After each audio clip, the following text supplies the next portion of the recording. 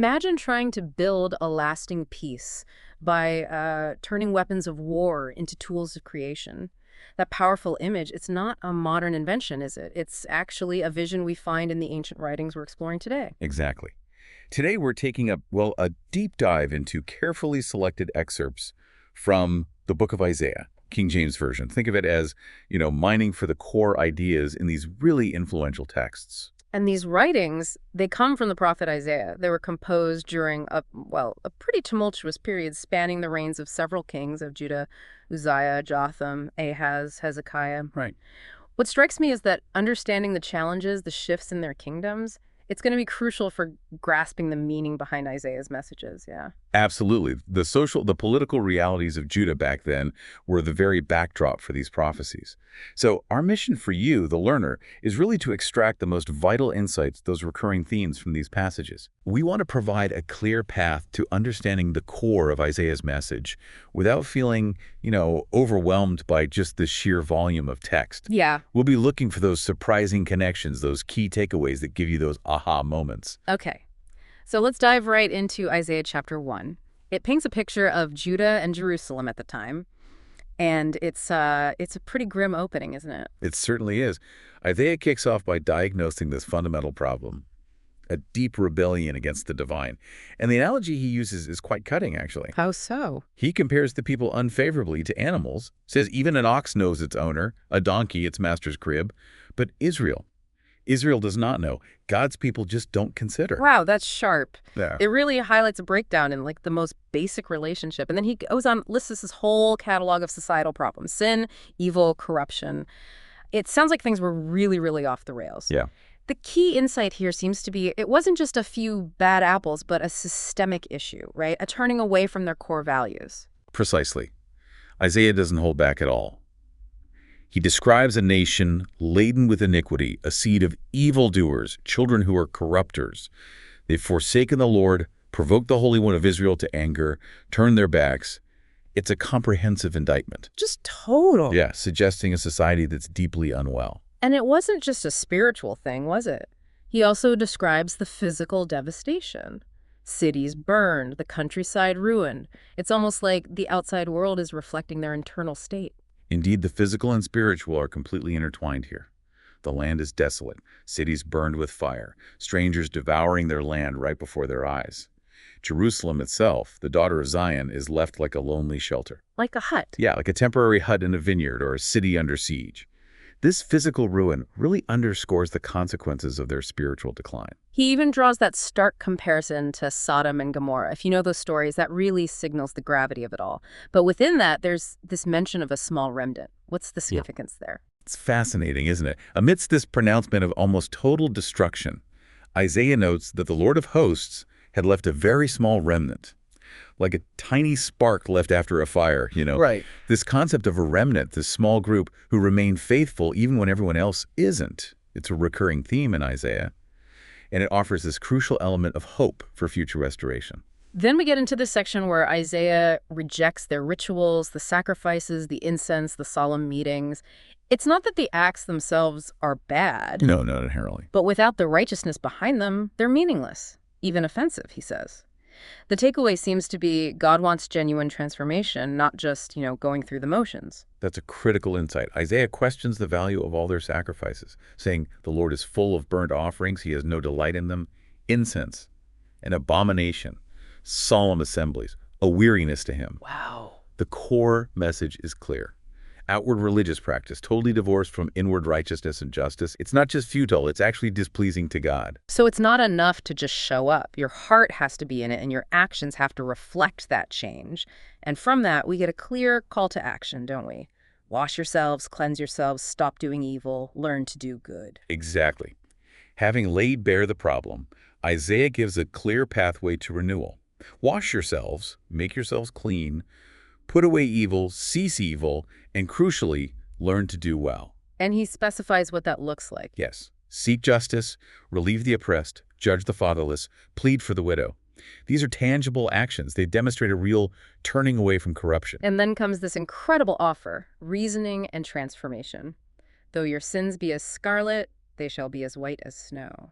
That's such a powerful image of radical forgiveness. It is an incredibly powerful offer. Isaiah presents the Lord saying, "Come now, let us reason together. Even if your sins are like scarlet, they'll be white as snow, red like crimson, they'll be like wool."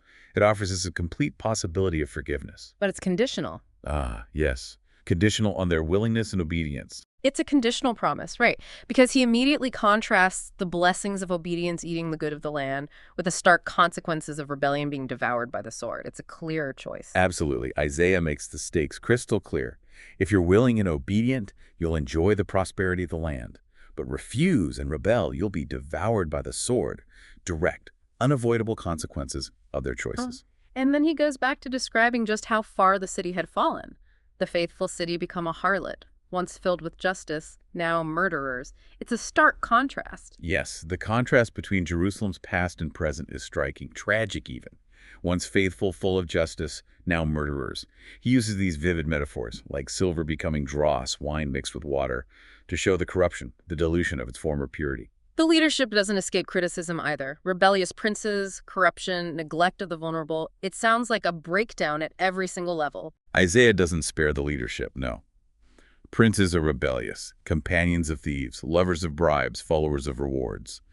They fail to defend the fatherless or attend to the widow's cause, a systemic failure of justice from the top down. But even amidst all this condemnation, there's a promise of future purging and restoration, removal of adversaries, return of righteous leaders. It's a glimmer of hope, even in this dark assessment. That's right. The takeaway seems to be that judgment is coming, but it's not the final word. Exactly. Even within this severe indictment, Isaiah offers a promise of future restoration after, a period of purging. The Lord will turn his hand, refine away impurities, restore judges and counselors as they were at first. It hints at a potential return to righteousness. Okay, so that's the initial pretty bleak picture. Then chapter 2, the perspective shifts dramatically. A vision of a future kingdom and judgment. It's a real change in scope. Indeed. Chapter 2 lifts our gaze to the last days, a future time when the mountain of the Lord's house will be established as the highest mountain, exalted above the hills. All nations will stream to it. A global vision. It's a vision of global significance, the ultimate triumph of divine authority. Now, when Isaiah talks about the last days, it's worth remembering, in his context, this could mean a more immediate impact, God's judgment and then restoration, or it could carry those longer-term, even messianic implications. And the impact is incredible. Divine teaching, law going out from Zion and Jerusalem, leading to this powerful image of universal peace swords into plowshares, spears into pruning hooks. No more war. It's a radical transformation. It really is. The core insight here feels like true, lasting peace comes from sticking to divine principles. It's a beautiful and transformative vision. Nations won't learn war anymore. The Lord's teaching, his law coming from Zion and Jerusalem, becomes the foundation for global harmony and justice. But then he immediately snaps back to the present, explaining why they've been forsaken. Their reliance on foreign practices, soothsayers, alliances with strangers. It seems their current problems come from looking in all the wrong places. Right, what's striking is this juxtaposition. You have that glorious future vision, but Isaiah brings them right back to their current reality. The house of Jacob is forsaken because they're filled with influences from the east, divination like the Philistines, pleasure in foreign alliances. This reliance on external sources is presented as a fundamental betrayal. And that leads to the coming judgment, specifically targeting pride and arrogance. It's a leveling process. Human loftiness brought low, the Lord alone exalted. True greatness comes from humility before God, it seems. Yes, the focus shifts to a coming judgment on everything proud and lofty. Human arrogance humbled, the Lord alone exalted in that day. This recurring theme really underscores the importance of recognizing God's ultimate authority and, frankly, the danger of human self-importance. The targets are extensive, too. Towering trees, high mountains, lofty towers, strong walls, even impressive ships and beautiful art. It's a comprehensive dismantling of anything representing human pride and self-sufficiency. Isaiah gives this detailed list. Tall cedars of Lebanon, mighty oaks of Bashan, high mountains, lifted up hills, high towers, fortified walls, ships of Tarshish, all pleasant imagery. All symbols of human achievement, strength, beauty, all brought low by divine judgment. And the idols, those physical things they put their faith in, utterly abolished. A complete rejection of false worship, a return to the one true God. Absolutely. The complete abolishment of idols is crucial here. These man-made objects of worship utterly cast aside. It signifies the end of their false reliance and the ultimate triumph of the one true God as the sole object of worship. He concludes with this powerful warning: cease from dependence on mortal man. It really drives home the idea that true security, lasting hope, can only be found in the divine. The chapter ends with that direct exhortation. Cease ye from man, whose breath is in his nostrils, for wherein is he to be accounted of? It powerfully emphasizes the ultimate fragility, the unreliability of humans as sources of lasting security. Trust should be directed towards the eternal God instead. Okay, let's move to chapter 5. The vivid parable of the vineyard. It's such a relatable metaphor even now. It is. Isaiah introduces this moving metaphor. A beloved individual meticulously plants a vineyard on a fertile hill. He details the extraordinary care: fencing it, clearing stones, planting the choicest vines, building a watchtower, hewing out a wine vat, all with eager anticipation of good grapes. But the outcome, so disappointing. Instead of good grapes, it yields only wild, sour grapes. A real letdown after all that work. The insight seems to be that even with the best efforts, results can be disappointing if the foundation isn't right. Exactly. Despite all the meticulous care, the investment, the vineyard produces only worthless wild grapes. A bitter disappointment for the one who poured so much in. This sets the stage for a direct question to the listeners, drawing them in. And he does put the question right to them, the inhabitants of Jerusalem, the men of Judah. Judge, I pray you betwixt me and my vineyard. What more could have been done that I have not done? It's rhetorical, but it makes you see the owner's perspective, the depth of his care. It compels you to see it from the owner's side, the exhaustive efforts he made.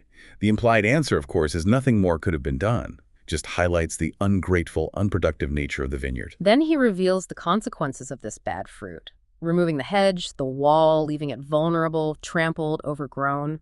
Even the clouds are told to withhold rain. It's a complete withdrawal of care. Total withdrawal. The takeaway feels like rejecting the source of goodness leads to abandonment and ruin. The consequences are severe, perfectly aligned with the failure. Protection removed, left exposed, vulnerable, devoured, trampled, overgrown with thorns. Even nature turns against it. It signifies a complete withdrawal of divine favor. And then Isaiah makes the allegory crystal clear. The vineyard is the house of Israel, the men of Judah his pleasant plant.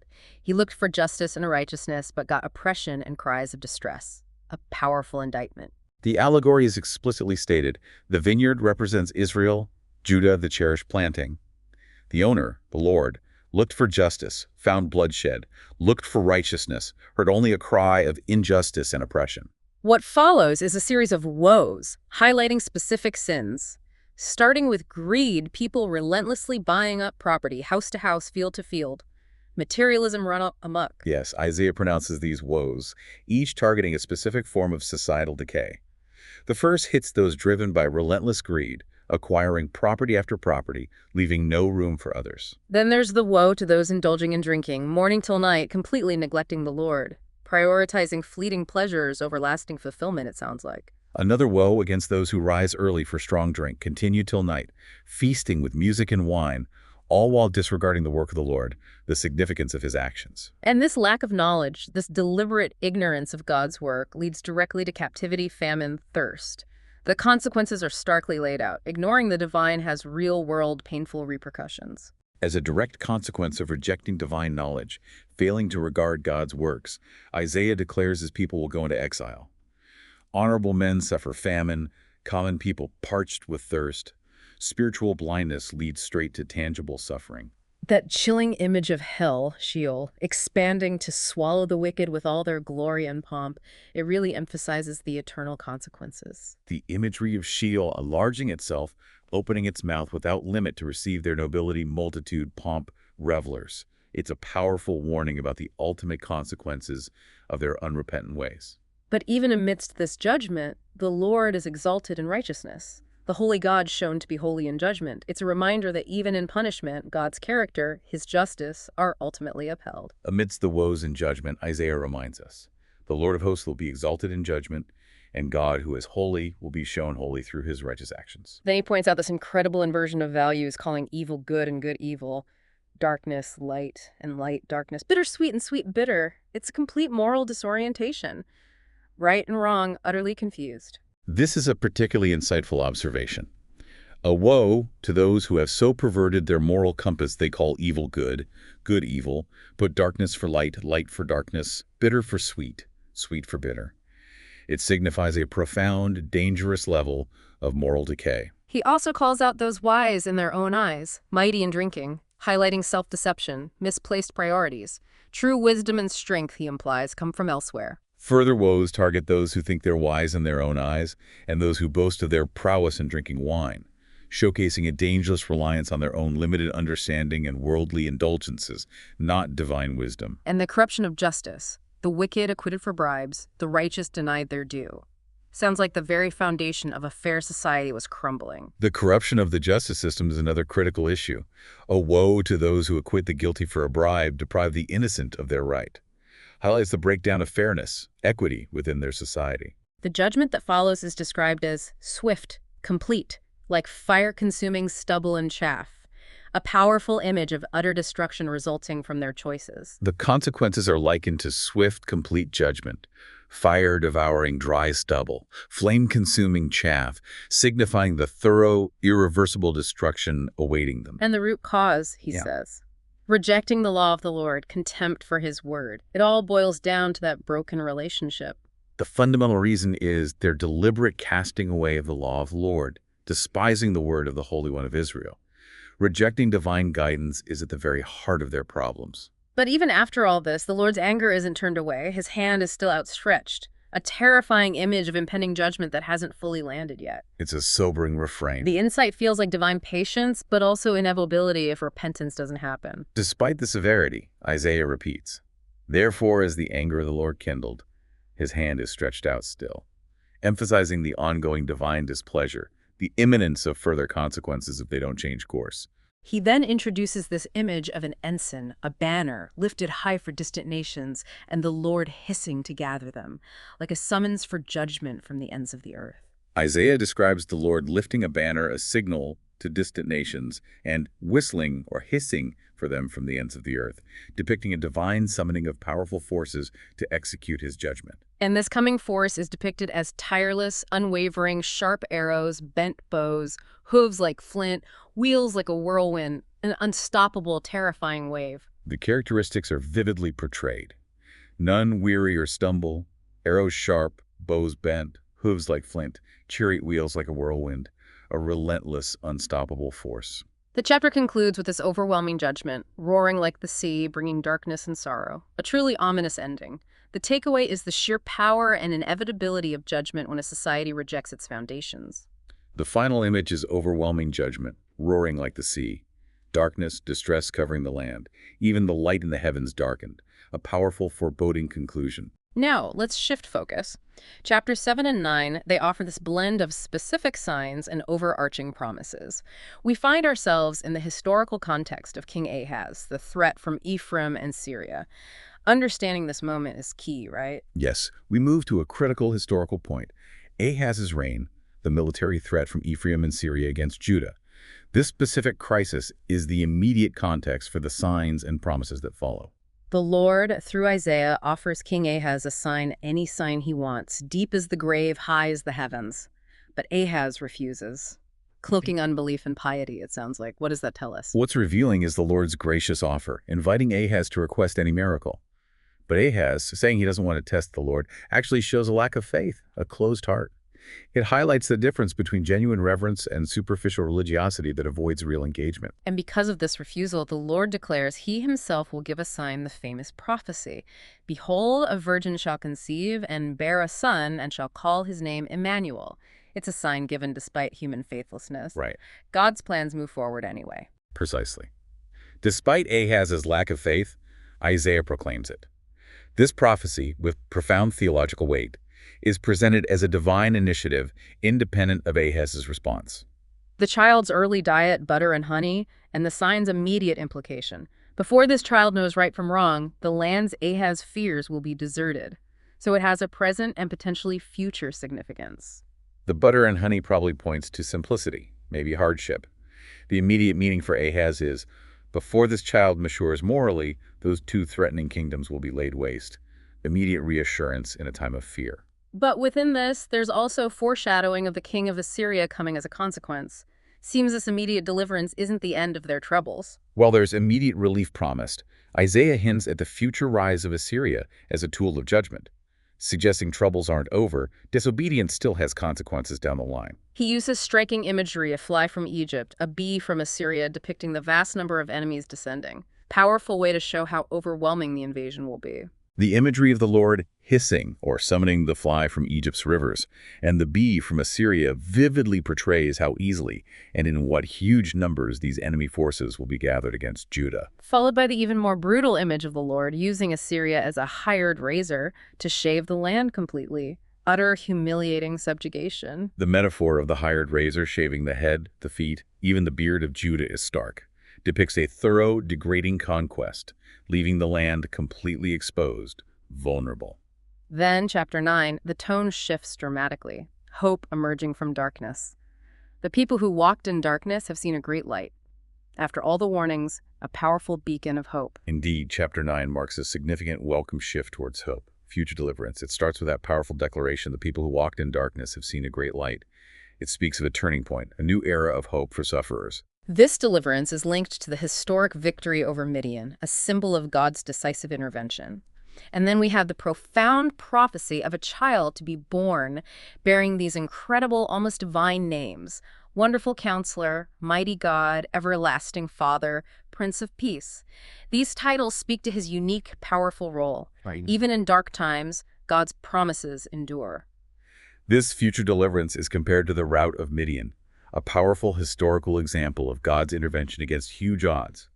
Then comes the child's birth prophecy, loaded with messianic titles pointing to his extraordinary nature: Wonderful Counselor, Mighty God, Everlasting Father, Prince of Peace. And his reign, everlasting, unamending peace, justice, righteousness, a vision of an ideal ruler, a perfect kingdom, powerful contrast to the instability they were currently experiencing. The prophecy emphasizes the enduring nature of his government, the boundless peace characterizing his reign, established and upheld through justice and righteousness forevermore. A vision of stable, righteous leadership, starkly contrasting their present rulers' failings. But then the chapter turns again. Judgment on Jacob, impact on Israel, especially the pride, the false confidence of Ephraim and Samaria. Seems even this glorious promise doesn't negate consequences for current disobedience. Exactly. Future hope doesn't excuse present failings. Despite the glorious promise, the chapter addresses judgment already upon Jacob, its ongoing impact, highlighting Ephraim and Samaria's arrogance, their false security. They mistakenly think they can rebuild stronger without acknowledging God's hand in their destruction. Their misguided attempts to rebuild with grander materials despite divine judgment, a powerful illustration of human arrogance refusing to learn. Their determination to rebuild with hewn stones instead of brooks, replace sycamores with cedars, despite God's judgment, underscores their stubborn pride, their refusal to see the divine hand. And the Lord responds by stirring up adversaries, enemies, reiterating his anger isn't yet turned away. The theme of ongoing judgment persists alongside hope. Consequently, the Lord declares he'll raise up adversaries, stir up enemies with that recurring, sobering reminder: his anger is not turned away. There's a stark description of removing leadership, honorable, dishonorable, even false prophets, a thorough purging of those who misled the people. The Lord promises to cut off from Israel head and tail, branch and rush, signifying complete removal of all leadership, both those who should have led rightly and the false prophets who led them astray. And the Lord expresses no joy in their youth, no mercy for the vulnerable because of widespread hypocrisy, moral folly, a harsh judgment on societal failings. Because everyone is ungodly and evildoer, every mouth speaks folly, the Lord declares he'll have no joy in their young men, no mercy on fatherless or widows. Pervasive moral corruption eroded divine favor. The chapter ends with wickedness burning like a consuming fire, internal strife, no real satisfaction, all under the cloud of God's continued anger. A sobering conclusion balancing the earlier promise of light with present reality. The chapter concludes with that powerful image. Wickedness burning like devouring fire, consuming briars, thorns, kindling forest thickets rising in smoke, leads to societal chaos, pervasive dissatisfaction, all while God's anger remains. The earlier promise of light shines against this backdrop of present darkness, highlighting the contrast. Moving into chapter 10, more woes. This time aimed at those using power for unjust laws, oppressing the vulnerable. Focus back on social justice. True faith must manifest in just treatment of others. Chapter 10 begins with a strong woe upon those decreeing unrighteous decrees, writing oppressive statutes, specifically targets powerful people exploiting the needy widows, fatherless through unjust laws. And the pointed question, what will they do when reckoning comes, when desolation arrives, underscores the inescapable nature of divine justice, ultimate accountability. Isaiah poses the crucial question, and what will you do in the day of visitation? To whom will ye flee for help, and where will ye leave your glory?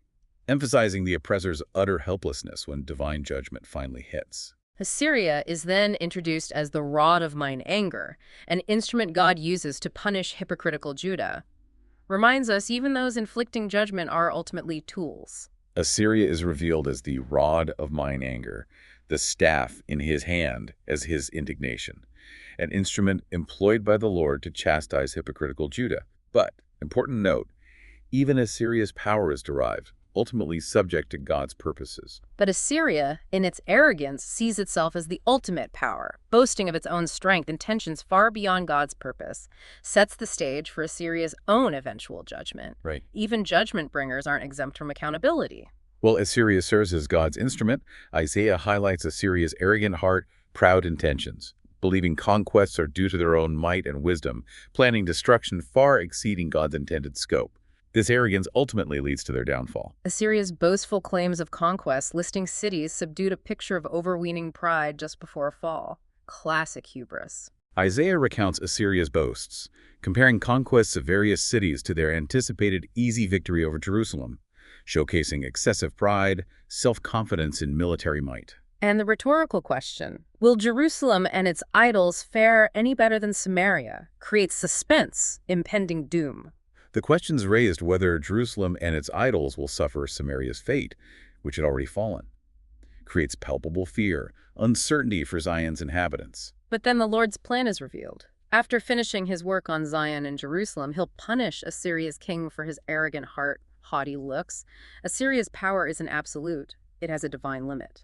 The Lord's plan unveiled. After accomplishing his purposes on Zion and Jerusalem, he'll turn his attention to Assyria's king, punishing his proud heart, arrogant demeanor. Assyria's power is ultimately temporary, subservient to God's will. Assyria's arrogance, attributing victories to its own strength, is countered with the analogy of tools boasting against the user axe against hewer, saw against sawyer. Powerful reminder, all power comes from God. Isaiah employs that powerful analogy, comparing Assyria to an axe boasting against the chopper, a rod lifting itself against the wielder. Illustrates the foolishness of Assyria crediting its success to itself, not acknowledging God as ultimate authority, source of strength.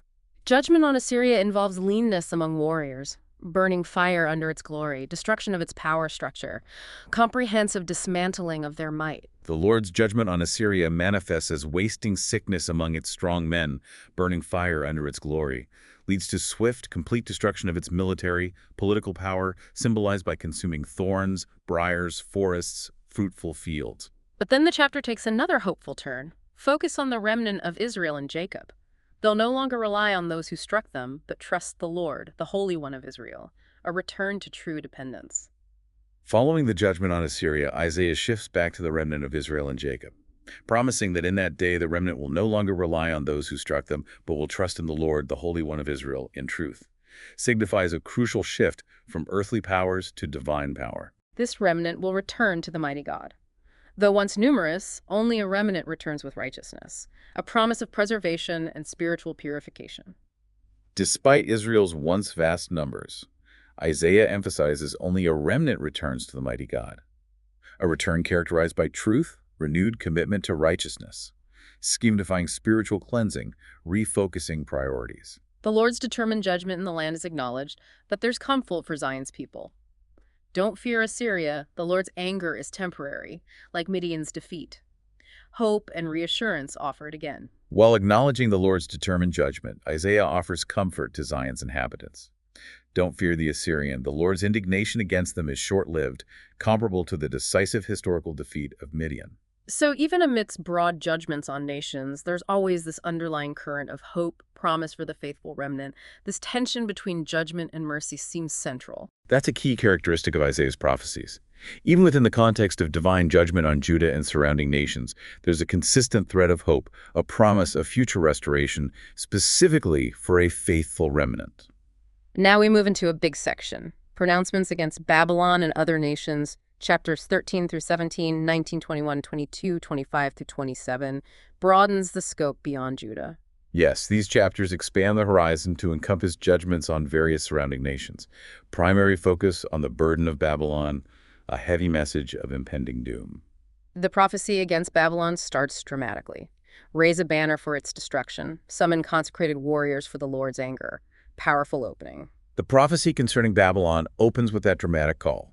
Raise a banner on a bare mountain, signaling the gathering of God's consecrated ones, mighty ones, to carry out his fierce anger against the city. The signs of the coming day of the Lord are terrifying, fainting hands, melting hearts, fear, darkened heavens, cosmic upheaval with divine judgment. Isaiah vividly details the terrifying signs heralding the Lord's judgment on Babylon. Hands limp, hearts melt, pangs seize them, faces aflame, even stars and constellations lose their light. The Lord's purpose is clear. Punish the world's evil, humble the proud's arrogance. Declares God's ultimate authority over all nations, his commitment to justice. The stated purpose is unequivocal. Punish the world for evil, the wicked for iniquity, bring down the arrogant, humble the haughty, ruthless. Babylon's fate described as utter, permanent desolation. Like Sodom and Gomorrah, never inhabited again, becomes a haunt for wild creatures. Irreversible ruin. Babylon's destiny foretold as complete, irreversible desolation, likened to Sodom and Gomorrah's overthrow. Never settled or inhabited again, but a dwelling for wild beasts, desolate creatures. This grim prophecy for Babylon contrasts with the future restoration of Jacob, subjugation of oppressors. Even within Babylon's judgment, there's hope and vindication for Israel. In contrast to Babylon's permanent ruin, Isaiah speaks of a future time. The Lord will have compassion on Jacob, choose Israel again, grant them rest in their own land, dominion over former oppressors. Highlights the enduring nature of God's promises to his people. The taunt against Babylon's king is powerful poetry. Highlights his tyranny, downfall, vivid imagery, hell stirred up to greet him, nature rejoicing at his demise. The taunt song against Babylon's king vividly portrays his descent into Sheol. Even dead kings mock his weakened state. The natural world itself rejoices at the end of his oppressive rule, his tyranny ceasing. Within this taunt, the powerful imagery of Lucifer's fall from heaven, arrogant ambition leading to ultimate destruction, a timeless warning against pride. Embedded within the taunt is that powerful, evocative description of the fall of the day star Lucifer from heaven. His ambitious desire to exalt himself above God's stars ultimately leads to his ignominious descent into the pit's depths, a potent illustration of unchecked pride's dangers. The Lord's unshakable purpose against Assyria, all nations, is reiterated, underscores his absolute sovereignty, control over world events. Isaiah reaffirms the Lord's unwavering purpose not just against Assyria but all nations, emphasizing his absolute sovereignty, the certainty of his plans being carried out. Burdens pronounced against other nations too: Moab, Damascus, Egypt, the desert by the sea, Babylon again, Duma, Arabia, even Jerusalem itself, highlighting their complacency before captivity, wide-reaching judgment. Isaiah extends prophecies to others: Moab, desolation, mourning; Damascus, ruinous heap; Egypt, strife, eventual healing; Babylon, again, desert by the sea; Duma, cryptic night vision; Arabia, flight from conflict; even Jerusalem, criticizing self-indulgence, lack of foresight before exile. But then the tone shifts. Glorious future on Mount Zion, a feast for all peoples, removal of the veil of suffering, ignorance, ultimate triumph over death itself, breathtaking universal hope. Chapter 25 offers a magnificent future vision on Mount Zion. The Lord prepares a lavish feast for all peoples, swallows up the shroud of suffering covering all nations, ultimately abolishes death forever, ushering in universal joy, liberation. This future includes a song of salvation in Judah, a strong city, perfect peace for those trusting the Lord, symbolic defeat of Leviathan, the dragon final vanquishing of evil, complete redemption, lasting peace. This future salvation includes a song of praise in Judah, a strong city founded on God's salvation, perfect peace for the steadfastly trusting, and symbolic judgment and defeat of Leviathan, the gliding serpent, the dragon in the sea, representing ultimate triumph over chaos and evil. The metaphor of the Lord as keeper of the vineyard of red wine, watching day and night, emphasizes his constant protective care. The metaphor of the Lord as a vigilant keeper of the choice wine vineyard, tending it constantly, day and night, illustrates his unwavering care, protection over his people. Purging of Jacob's iniquity promise, leading to future flourishing of Israel. Contrasted with the desolate fortified city due to lack of understanding. Judgment and restoration often intertwined. The prophecy speaks of future purging of Jacob's iniquity, leading to Israel blossoming, putting forth shoots, filling the world with fruit. Contrasted with the desolate fortified city, empty, forsaken due to spiritual blindness, lack of understanding. This section culminates with gathering scattered Israel from Assyria, Egypt, by a great trumpet sound to worship in Jerusalem. Powerful image of reunification, restoration of true worship. The culmination is that powerful, hopeful image. Children of Israel gathered from dispersion lands, Assyria, Egypt, by a great trumpet sound, to worship the Lord on the holy mountain in Jerusalem, symbolizing final ingathering, restoration of true worship. Okay, now we move into chapters 28 through 31 and 33-34, filled with more woes, stern warnings, back to consequences of disobedience, misplaced trust. Yes, this section returns to woes, serious warnings, highlighting perils of pride, rebellion against God, trusting worldly powers instead of the divine. Strong woe against Ephraim's arrogant drunkards, their fading glory, followed by the Lord's powerful, overwhelming judgment, specific condemnation of self-indulgence, pride. Isaiah pronounces a strong woe upon Ephraim's proud drunkards. Their fading floral crown symbolizes transient glory, swept away by the Lord's mighty, overwhelming judgment like a devastating hailstorm, a flood. The prophet also notes errors caused by wine. Strong drink among priests, prophets, highlights how even religious leaders were led astray by indulgences, impacting true guidance. The prophet points out staggering effects of wine, strong drink on priests, prophets, causing error in vision, stumbling in judgment, indicating widespread spiritual and moral confusion even among leaders.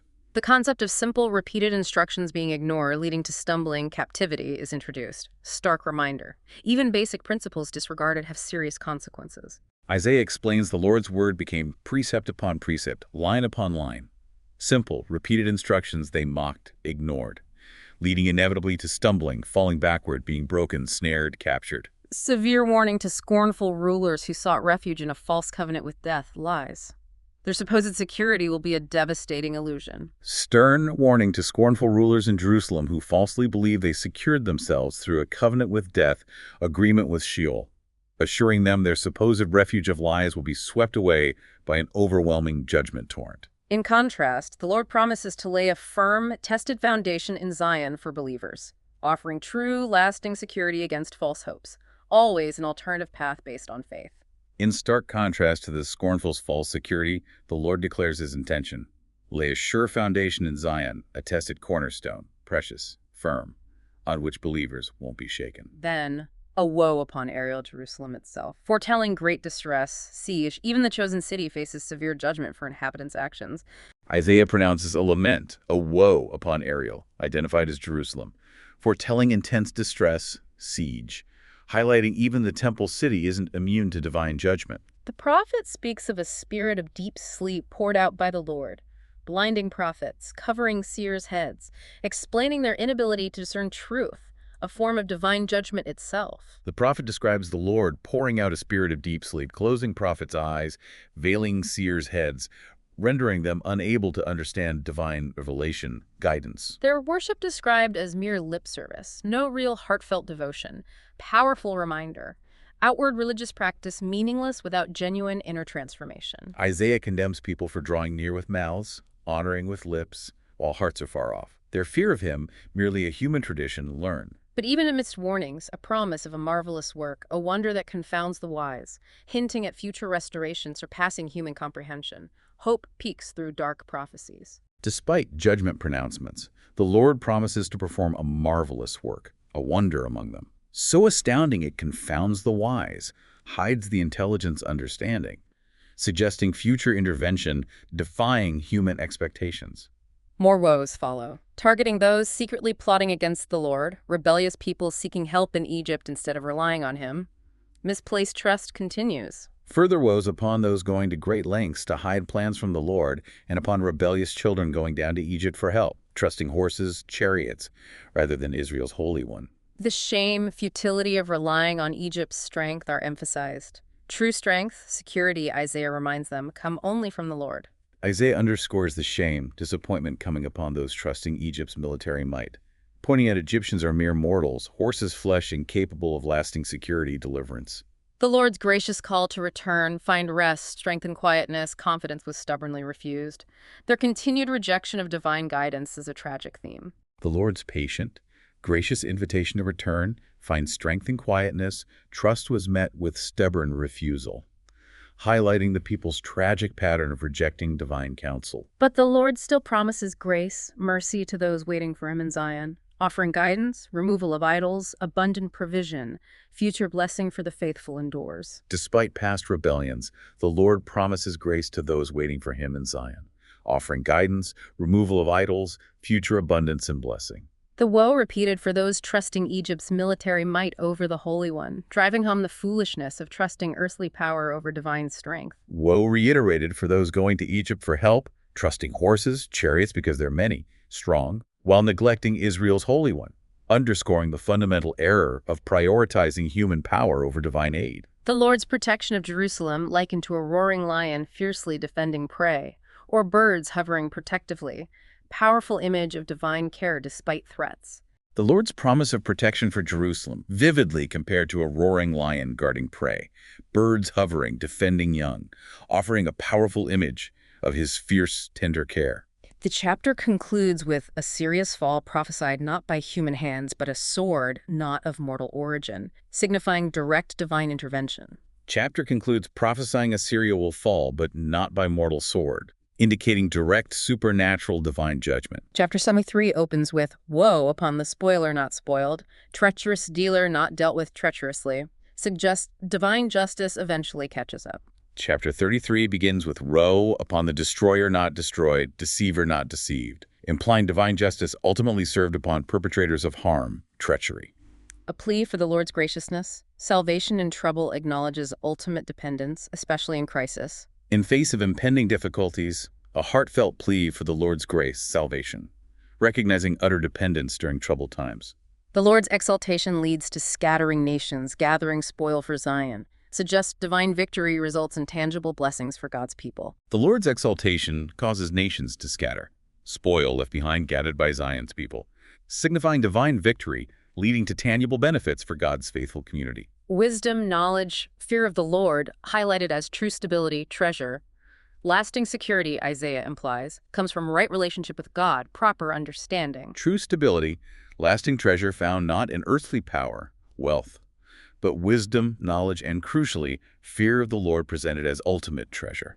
Cries of valiant warriors, bitter weeping of ambassadors due to broken treaties, desolation paint a grim picture of immediate circumstances. The immediate situation is distress, brokenness, valiant warriors crying out, ambassadors weeping bitterly over failed negotiations, widespread desolation. But the Lord declares he will now rise up, be exalted for judgment, he will intervene directly. Despite current despair, the Lord declares he will now arise, be exalted, lift himself up for judgment, promising direct, powerful intervention. Warning. They conceive chaff, bring forth stubble, own breath devours them like fire, emphasizes self-destructive nature of empty words, rebellious actions. Their futile efforts, empty words likened to conceiving chaff, bringing forth straw, own breath, own rebellious spirit, ultimately consuming them like destructive fire. Fear grips sinners, hypocrites in Zion facing devouring fire, everlasting burnings, consequences of unrighteousness, severe, eternal. Sinners in Zion gripped by fear, hypocrites consumed by trembling, facing all-consuming fire, unending judgment for unrepentant ways. In contrast, the righteous promise secure dwelling on high, needs provided, assurance of seeing the King's glory, dwelling in peaceful, secure Zion. Righteousness offers true security. In stark contrast, the righteous promise secure dwelling on high, sustenance provided, privilege of beholding the King's splendor, residing in tranquil, safe Zion. The Lord declared their judge, lawgiver, king, ultimate source of salvation, authority he ultimately governs, protects. The Lord affirmed as ultimate judge, lawgiver, king, the one holding all authority, able to save them. Image of enemy ships, rigging loosened, unable to secure mast, unfurl sails, symbolizes utter powerlessness against the Lord. Image of enemy ships, rigging slack, mast unsteady, sails not spread, symbolizes complete helplessness, inability to prevail against the Lord's power. Chapter concludes with comforting promise. Inhabitants of Zion no longer say, I am sick, iniquity forgiven. Final note of healing, physical and spiritual. Chapter concludes with hopeful promise. Zion's inhabitant won't say, I am sick, iniquity of dwellers forgiven. signifying future wholeness, physical, spiritual, through divine pardon. Chapter 34 shifts to grander scale. Lord's fierce indignation, fury upon all nations, armies leading to widespread destruction. Judgment scope broadens globally. Chapter 34 broadens judgment scope to all nations. Lord's fierce indignation, burning wrath against all their armies, leading to utter destruction. Aftermath terrifyingly detailed, slain unburied, stench, mountains melting with blood, heavens dissolving, vivid depiction of divine wrath unleashed. Aftermath graphically depicted. Slain cast out, unburied pervasive stench, mountains melting with blood, heavens rolling up like scroll, signifying cosmic upheaval. Particular attention to Idumea's judgment. Edom. Lord's sword drenched in heaven, filled with blood, fat. Specific example of vengeance against Israel's neighbor. Special focus on Idumea's judgment. Edom, often hostile nation. Lord's sword described drunk in heavens, descending in fierce judgment, dripping blood, fat. Edom's streams turned to pitch, dust to burning sulfur, burning perpetually. Picture of utter, irreversible desolation.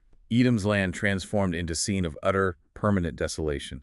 Streams turned to burning pitch, soil to sulfur, smoke rising forever, lasting testament to divine judgment. This desolate land becomes dwelling for wild creatures, overgrown. Stark contrast to future highway of holiness for the redeemed. Judgment brings ruin, redemption a path to restoration. Once inhabited, Edom becomes haunt for wild animals, birds of prey, overgrown with thorns. Stark contrast to future highway of holiness, where redeemed walk with everlasting joy, no unclean thing passes. Redeemed return to Zion with songs of everlasting joy, sorrow banished forever, ultimate hope after widespread judgment. Ultimate outcome for redeemed.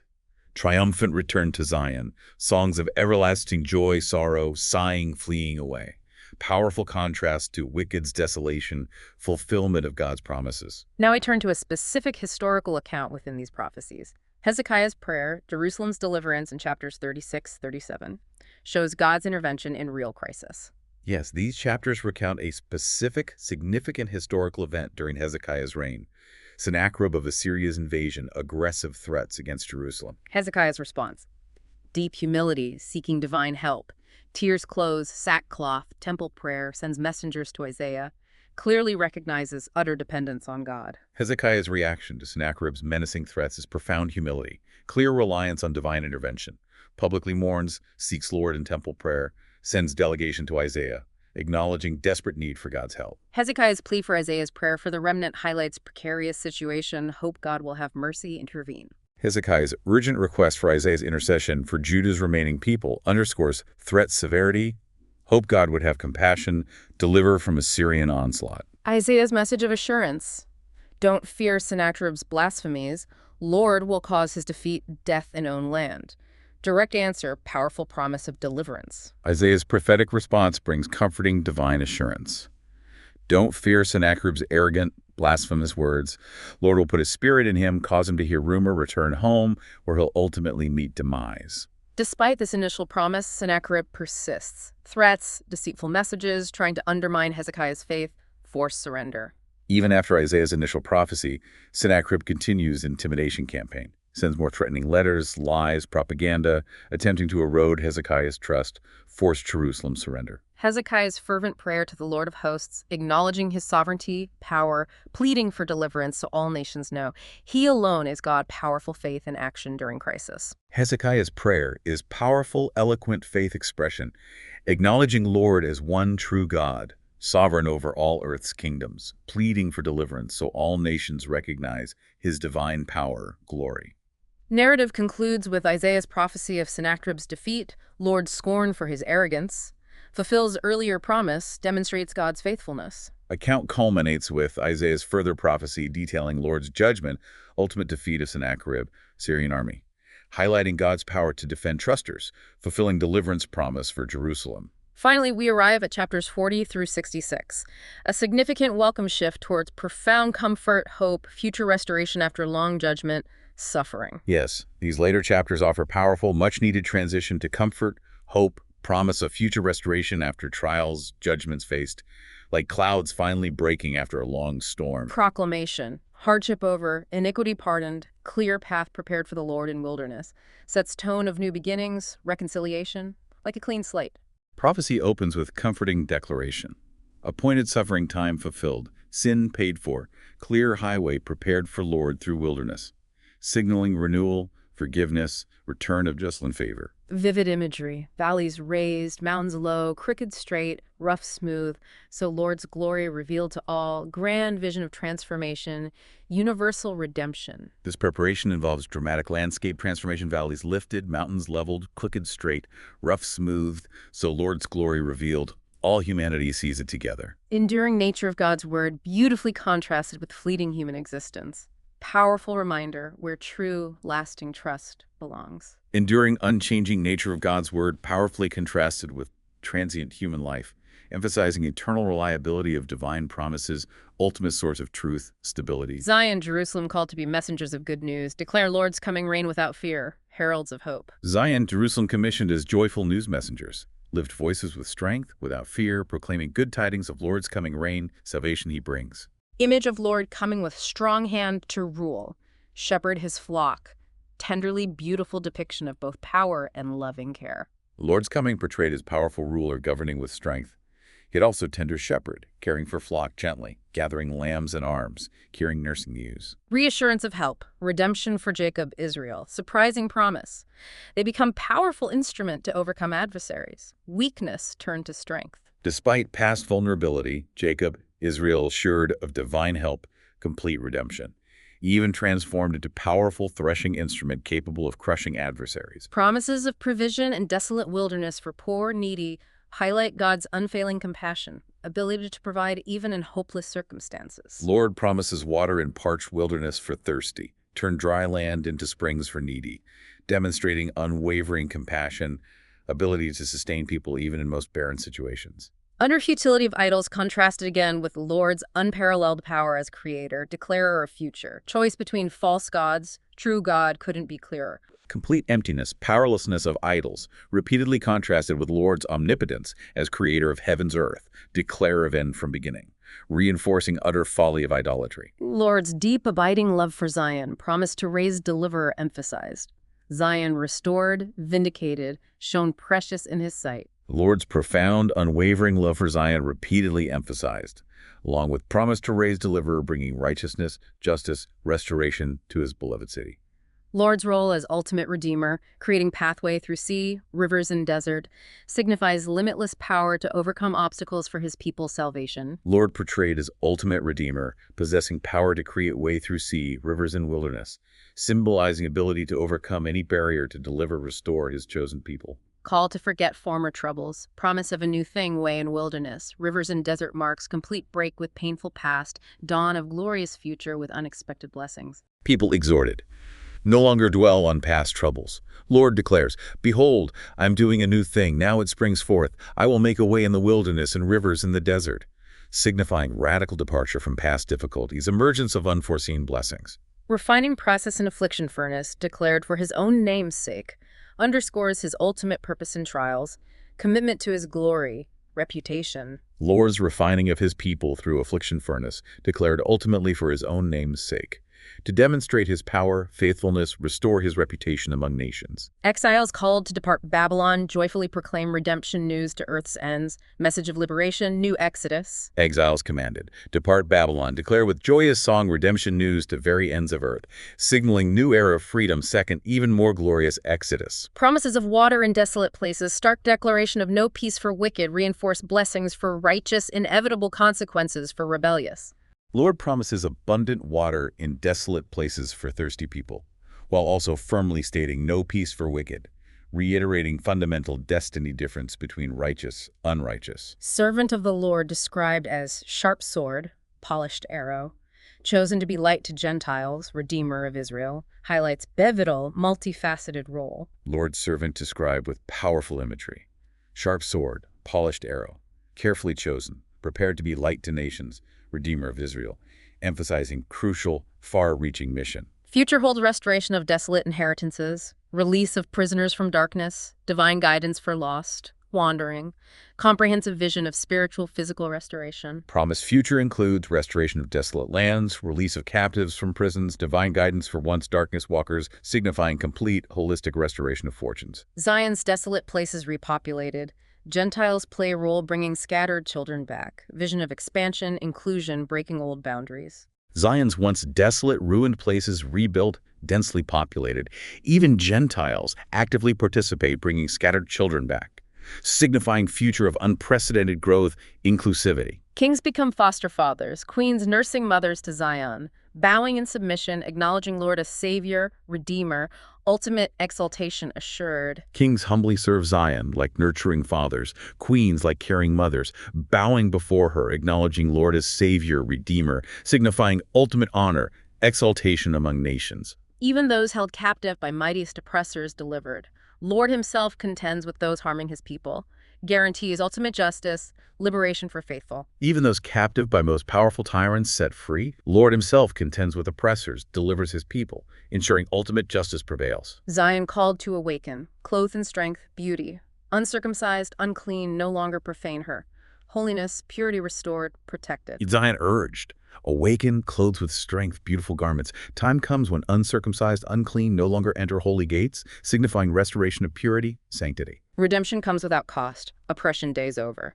Highlights gracious, freely given nature of God's salvation. Lord declares Zion redeemed without silver gold. Era of oppression, captivity ends, emphasizing gracious, freely offered nature of his saving work. Arrival of those bringing good news of peace. Salvation celebrated. Feet beautiful upon mountains. Messengers of hope honored, welcomed. Arrival of those bringing good news of peace, salvation hailed with beautiful image of feet upon mountains, signifying joy, welcome, accompanying deliverance message. Watchmen on Zion's walls lift voices together in joyous song as Lord brings Zion back. Harmonious chorus of restoration, renewed hope. Watchmen on Zion's walls lift voices together in joyful song, seeing Lord returning Zion to former glory. Unified praise symbolizing complete restoration, dawn of new era. Lord reveals power, salvation to all nations, makes bare his holy arm for entire world to witness saving grace. Lord makes bare his holy arm in sight of all nations. All ends of earth sees salvation of our God, signifying universal demonstration of his power, grace. Seemingly barren bursts forth in song. Once desolate has more children than married one.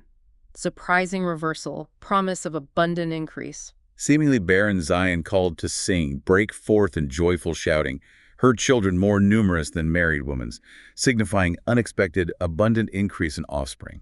Everlasting covenant of peace, never broken, removed, promised. Assuring lasting security, blessing permanent relationship with God. Lord promises everlasting covenant of peace, never broken, removed. Assuring his people enduring kindness, security, permanent bond with their God. Zion rebuilt with precious stones, children know peace, future of beauty, security, divine favor. Zion's rebuilding characterized by beauty, precious materials. All her children taught by Lord enjoy abundant peace. No weapon formed against Zion ultimately succeeds. Divine protection guaranteed. Any attempt to harm ultimately fails. Lord assures Zion, no weapon forged against her prevails. Every tongue accusing in judgment she refutes, guaranteeing his unfailing protection. Separation caused by sins, iniquities acknowledged. But Lord promises intervention, putting on righteousness, repaying adversaries, bridging divide. Separation between God, people caused by sins acknowledged. But Lord promises his own intervention, putting on righteousness as breastplate, salvation as helmet, vowing to repay adversaries. Redeemer comes to Zion, specifically for those in Jacob turning from transgressions, salvation offered to repentant. Redeemer comes to Zion, specifically for those in Jacob turning from rebellion, offering salvation, reconciliation to penitent. Lord's covenant includes his spirit upon them, his words and mouths forever, assuring constant presence, guidance, inspiration for all generations. Lord's covenant includes his spirit upon them, his words he put in their mouths, promising they won't depart from them, nor children's children forever, assuring, enduring, divine presence, guidance. Zion called to arise, shine, light has come, Lord's glory dawned, darkness over, new era of divine radiance begun. Zion called to arise, shine brightly. Her light has come, Lord's glory risen upon her, signaling end of darkness, beginning of new era of divine illumination, favor. Nations, kings drawn to her light, scattered sons, daughters brought back from distant lands, global significance, influence restored, amplified. Nations come to Zion's light, kings to brightness of her dawning. Exiled sons, daughters brought back from afar, signifying renewed global significance, influence. Zion's gates remain open continually, welcoming nations' wealth, resources, leaders serving her, prosperity, influence immense, unending. Zion's gates remain open continually, day-night, receiving nations' wealth, kings brought in procession, signifying future prosperity, service of Gentile nations. Those who oppressed her bow in submission. Known by new names, my delight is in her, married, signifying Lord's profound love, permanent union, ultimate vindication, transformation complete. Those who afflicted despise Zion come bowing down, called by new names reflecting restored relationship. Hephzibah, my delight is in her, Beulah, married, signifying Lord's deep affection, permanent union with his people, land. Watchmen appointed on walls, never silent. Interceding day, night until Jerusalem prays throughout earth. Persistent prayer characterizes future. Watchmen stationed on Jerusalem's walls, never silent, day or night, continually reminding Lord of promises, until he establishes Jerusalem, makes her object of praise throughout earth. Enemies no longer consume produce. Gatherers enjoy with thanksgiving in Lord's holy courts. Blessing, security permanently restored. Lord promises end to enemies devouring Zion's produce. Gatherers eat, praise Lord. Collectors drink fruit in his holy courts, signifying complete security, abundant blessing. Call goes out, prepare a way for people, clear path, raise signal for Zion's coming salvation, way to redemption made clear, accessible. Command goes forth. Clear way for people, build up highway, clear stones, raise banner as signal for nations, proclaiming Zion's coming salvation. Known as holy people, redeemed of Lord, sought out, no longer forsaken, identity, status forever changed, honored. Called holy people, redeemed of Lord. Zion known as sought out, city no longer forsaken but cherished, restored by God. Prophet expresses deep longing for divine intervention. Heavens torn open, Lord's presence so powerful mountains tremble, flow down, profound yearning for tangible manifestation of God's power. Prophet voices deep yearning for divine intervention, longing for heavens torn open, Lord descend in such power, mountains quake, flow down at his presence. Prophet reflects on God's past awe-inspiring deeds, acknowledges he prepared unimaginable things for those waiting. God's future actions surpass past wonders. Prophet reflects on Lord's past miraculous deeds, declares no one heard, perceived by ear, nor eye seen God besides Lord acting this way for waiters. Prophet confesses people's sinfulness, admits inadequacy of human righteousness, recognizes complete dependence on God's mercy, grace. Prophet confesses people's sinfulness, acknowledges all righteous deeds like polluted garment, highlighting utter dependence on God's mercy, forgiveness. Heartfelt plea for Lord's mercy, a reminder of identity as his people. Hope rests solely on covenant relationship. Fervent appeal for Lord's mercy, reminder of covenant relationship, pleading he remember they are his people, his inheritance. Prophet laments desolation of holy cities, burning temple. Questions if Lord remains silent, facing profound suffering, current pain, loss acknowledged. Prophet mourns desolation of holy cities, burning temple, expressing abandonment sense, questioning if Lord remains silent, unmoved by profound affliction. Lord declares he was found by non-seekers, made known to nation not calling his name, extends grace even to unfaithful, unexpected. Lord declares he found by non-seekers, made himself known to non-askers, extending grace even to those far from him. Stark contrast drawn, those claiming holiness while engaging in detestable practices versus Lord's true servants, blessed with abundance, joy, praise songs, hypocrisy condemned, genuine faith rewarded. Clear distinction made.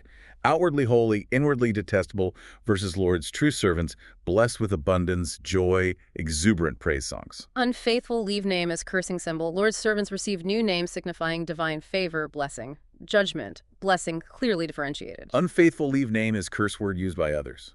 Lord's servants called by new name, symbol of his favor, blessing upon them. Glorious promise of new heavens, new earth. Past sorrows forgotten, everlasting joy reigns in New Jerusalem. Breathtaking vision of ultimate, complete renewal. Lord proclaims creation of new heavens, new earth. Former troubles not remembered or minded. Everlasting joy found in New Jerusalem. New creation characterized by perfect harmony, abundant blessing, extended lifespans, constant favor of Lord, vision of ideal existence in God's presence. This new creation marked by perfect harmony, abundant blessings. People living full age, enjoying constant favor, presence of Lord. Iconic image, wolf, lamb feeding together, lion eating straw like ox, symbolizes complete end to violence, destruction on God's holy mountain, universal peace, reconciliation. Remarkable image. Wolf, lamb feeding together, lion eating straw like ox, symbolizes a complete cessation of violence, hostility throughout God's creation, ushering era of perfect peace, harmony on his holy mountain. Final vision portrays Lord's glorious presence, heaven throne, earth footstool, special regard for humble, contrite, revering his word, highlights essence of true worship. Concluding vision portrays Lord's majestic presence. Heaven throne, earth footstool, Special regard for humble, contrite in spirit, trembling at his word, emphasizing true posture of worship, reverence before divine. Outward religious acts without genuine devotion deemed detestable. Lord ultimately chooses delusions of persistent rejectors. Stark reminder, true faith beyond mere ritual. Ritualistic acts performed without genuine heartfelt devotion deemed abominable to Lord. He ultimately chooses delusions of those consistently turning from his truth. Joy promised to those revering his word, shame awaits persecutors. True reverence ultimately rewarded, opposers face consequences. Joy promised to those trembling at Lord's word, while shame, disgrace await those who persecuted them. Swift, miraculous birth of Zion's children, Lord's irresistible power to bring it past, prophesied. Future restoration rapid, certain testament to God's power. Rapid, miraculous increase of Zion's children prophesied, demonstrating Lord's irresistible power, swiftness, fulfilling promises of restoration, growth. Final call. Rejoice with Jerusalem, find comfort in her glory. Ultimate message of Isaiah's prophecies, enduring hope, divine favor for faithful. Concluding exhortation. Rejoice with Jerusalem, be glad for her, all who love her. Rejoice greatly with her, all who mourn over her. Emphasizing ultimate triumph, glory awaiting faithful city. Lord extends peace to Jerusalem like flowing river, nations' wealth like overflowing stream, Zion's children flourishing in abundance, future of immense blessing, global recognition assured. Lord promises extend peace to Jerusalem like river, nations' wealth like overflowing stream, her children nursed, cherished, signifying future of unprecedented prosperity, global honor. Lord's final coming with fire, whirlwind chariots, bringing judgment, pleading with all humanity, powerful reminder of ultimate authority, justice. Lord's final coming with fire, his chariots like whirlwind, to render anger and fury, rebuke with flames of fire, bringing judgment, final appeal to all humanity. Gathering all nations to witness his glory, sending survivors to proclaim fame among distant lands, underscores universal impact, recognition of his power, majesty. Lord declares he'll gather all nations to see his glory. Send survivors from them to proclaim his fame among distant nations. Return of scattered brethren from all nations as offering in Jerusalem. Inclusion of some Gentiles as priests, Levites points to future global worship. Radical inclusivity. Lord promises return of brethren from all nations as offering to Lord in Jerusalem. He'll even take some as priests, Levites, signifying future global worship, inclusion of Gentiles in his service. Permanence of new heavens, earth, everlasting nature of descendants, name assure eternal future of blessing, security, unbroken fellowship. Promise of new heavens, new earth enduring forever, along with everlasting nature of descendants, name assures eternal future of blessing, permanence, unbroken communion with Lord. Vision concludes, all humanity coming to worship before Lord. Contrasted with horrifying spectacle of unquenched fire, undying worm consuming rebels, stark final reminder of eternal consequences. Final image. All flesh coming to worship before Lord, new moon to new moon, Sabbath to Sabbath, contrasted with terrifying sight of transgressors' corpses, worm not die, fire not quenched. Final sobering reminder of eternal destinies. Okay, let's bring this deep dive to a close then. What we've explored in Isaiah today is this powerful, persistent interplay between, well, often severe warnings of judgment for unrighteousness and these breathtaking visions of future hope, comfort, complete restoration. Exactly. We've encountered a God who demands justice, holds his people accountable, but who also extends this incredible offer of grace, promises a glorious future for those who turn to him. Indeed. Hopefully this journey through these excerpts has provided you, the learner, with valuable insights, maybe some surprising details, and those aha moments you were looking for. Our aim was really to offer a more digestible yet still comprehensive understanding of some core messages in Isaiah. This, of course, is just a glimpse, isn't it, into the vast, rich landscape of Isaiah's prophecies. We'd strongly encourage you to delve deeper into these passages on your own. Really consider their enduring relevance for us today. What aspects of this resonated most with you? What further questions have these ancient words sparked? Yeah, and maybe consider that profound tension between judgment and mercy we've explored. How do you see that same dynamic playing out, in the world around us, in society, history, perhaps even in the complexities of your own understanding of justice, forgiveness, and hope for the future?